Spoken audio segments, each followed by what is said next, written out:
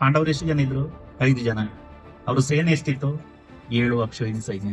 ಅಲ್ಲಿ ವಿರುದ್ಧ ಕೌರವರು ಎಷ್ಟು ಜನ ಇದ್ರು? 101 ಜನ. ಸೇನೆ 11 ಅಕ್ಷೋಹಿಣಿ ಸೈನ್ಯ. ಯುದ್ಧ ಆಗುವಾಗ ಗೆದ್ದದ್ದು ಯಾರು? ಅದರಿಂದ ಸಂಖ್ಯೆಗೆ ಮಹತ್ವ ಇಲ್ಲ. ಇದು ಪುನಃ ತಮೋಗುಣದಿಂದ ಸತ್ವಗುಣದ ಕಡೆಗೆ ಹೋಗ್ಬೇಕು.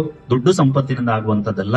ನಿತ್ಯ ಆಚರಣೆಯನ್ನು ಧರ್ಮದ್ದು ಮಾಡಿದ್ರೆ ನಿಮ್ಮಲ್ಲಿ ನೈತಿಕತೆ ಬರ್ತದೆ, ಸಾತ್ವಿಕತೆ ಬರ್ತದೆ.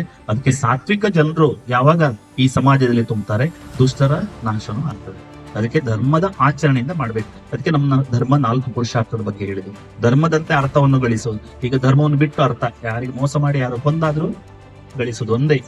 ಮತ್ತೆ ಕಾಮ, ಇಚ್ಛೆಯನ್ನು ಯಾವ ರೀತಿ ಬೇಕಾದ್ರೂ ಮಾಡ್ಬೋದು ಅವರು.